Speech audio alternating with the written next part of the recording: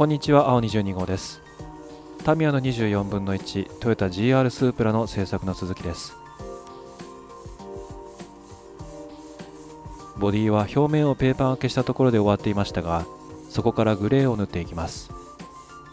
ボディの色は最終的には赤で仕上げる予定ですが、いきなり赤を塗ってもうまく発色してくれません。そのため下地として白を塗る必要があります。しかしさらにそれの下地としてグレーを塗っています。最初に塗った黒沢フェーサーをペーパー掛けして削り落としましたが、黒沢フェーサーが残っているところもあるので、ここへ直接白を塗ってもその黒い部分がうっすらと透けて見え続けることになります。もっとも白を塗り続ければいずれはその黒い部分も見えなくなるかもしれませんが、そうなるまでにかなりの量の白を塗り重ねる必要があります。それでは塗膜が厚くなってしまい、せっかくのディテールが精細を欠くことになります。そこで白を塗る前に一旦グレーを塗り、黒のサーフェーサーが残っているところがどこなのか分かりにくくします。要するにカムフラージュしてごまかしていることになるわけですが、白を厚塗りするよりは塗膜を厚くせずに済みます。これが一旦グレーを塗る理由です。ただし次に塗る白も隠蔽力がそこそこあるので、グレーの段階で黒サーフェーサーが完全に見えなくなるほど塗りつぶす必要はありません。少し残っていても大丈夫です。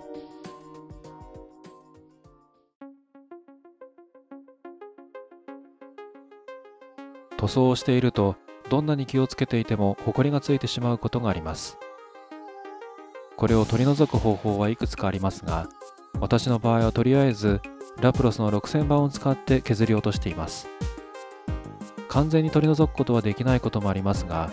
塗装の途中の段階でついたホコリならこの後何層か塗り重ねていくうちにわからなくなることがほとんどです。またこういうのは自分が気にしているほど他の人は気にしていないものです。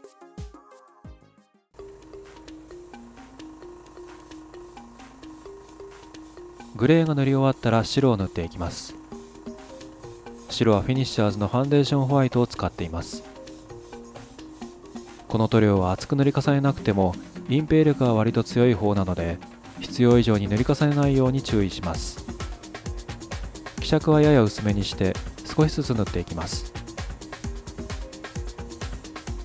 塗料に隠蔽力があるとは言っても、グレーの上から白を塗るという作業では見た目の変化がそれほどあるわけではありません。あまり塗られていないように見えるからといってくどく塗ってしまうといつの間にか厚塗りになってしまいます。塗ったところをできるだけ覚えておいて全体をまんべんなく塗っていくようにします。見た目だけで判断していると、そこが塗り足りなくてグレーなのか影になっていてグレーに見えるだけなのかが分かりにくい時もあるからです。もちろん塗ったところを全て覚えておくのは不可能ですが、塗ったはずなのにいつまでもグレーに見えるという場所があった時に、すでにたくさん塗っているからこれ以上は塗らない方がいいという判断ができる程度には塗った場所を覚えておいた方がいいかもしれません。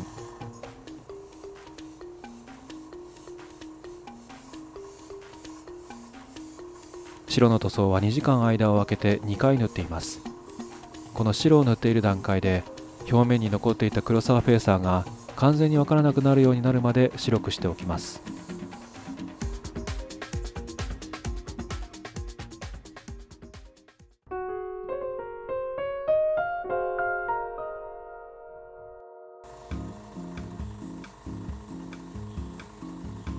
ボディの塗装と並行して細々としたパーツの塗装も進めていきます。運転席のペダルや後部のストラットタワーバーをチタンシルバーで塗ります。小さいパーツですが、メタリック色は筆でムラなく塗るのは難しいので、やはりこういったところはエアブラシで塗った方が綺麗に仕上がります。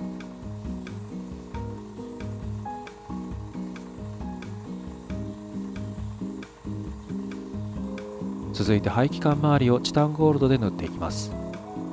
パーツはあらかじめ光沢の黒を塗ってあります。これは先ほどチタンシルバーで塗ったパーツも同様です。一般的にメタリック色は下に光沢の黒を塗っておくと綺麗に仕上がることが多いとされています。これはなぜなのか。メタリック色はそれなりに隠蔽力があるので、塗りつぶしてしまえば下地の色の影響はほぼ受けなくなります。にもかかわらず黒を塗っておくといいとされているのは、メタリック色は必ずしも塗りつぶして塗るのではなく、多少下地を残すくらいの塗り加減の方が奥行きが出て、より金属っぽさを表現することができるからです。そのために影となる黒が必要というわけです。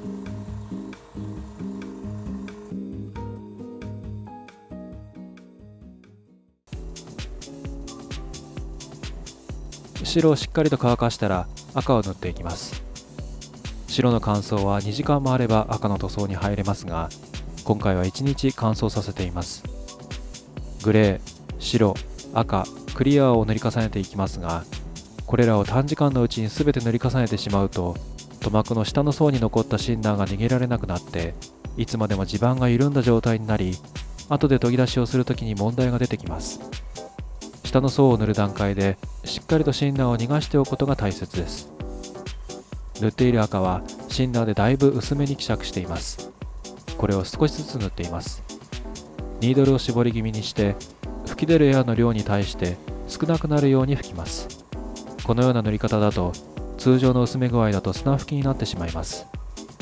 そうならないように通常よりもシンナーを多めに混ぜて砂吹きになるのを防いでいます。エア圧は通常のままで弱めたりはせず、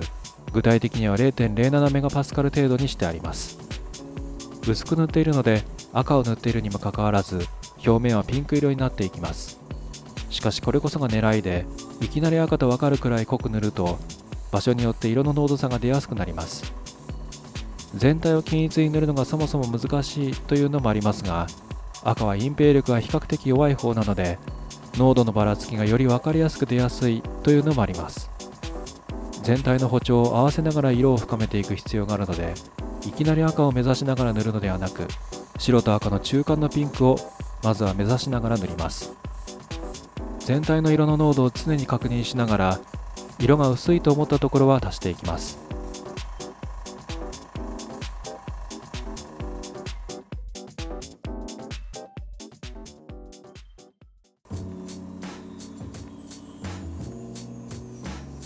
最初に塗った赤を2時間ほど乾燥させたら再び赤を塗っていきます。ちなみに塗膜の乾燥はシンナーを多く混ぜるほど乾燥は早くなります。一見シンナーを多く混ぜると乾燥時間が長くなるような気がしてしまいますが、実はそうではないのです。塗料の成分の中で最も揮発が早いのがシンナーなので、シンナーの比率が多くなるということはそれだけ乾燥するのが早いということになるのです。ところで赤を塗るときは下地にピンクを塗った方がいいという考え方があります。今回はピンクは塗っていませんが、考え方としては同じことをやっています。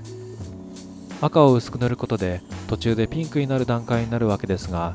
この段階になるために赤を使うのかピンクを使うのかの違いに過ぎません。ただしピンクを使った場合は塗膜がやや余分に厚くなることになるので、今回はピンクを使わずに塗っています。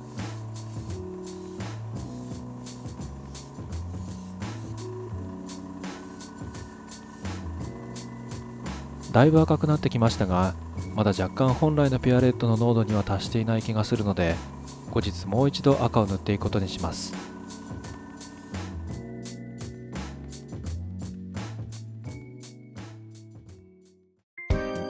ご覧いただきありがとうございました。また次回お会いしましょう。青22号でした。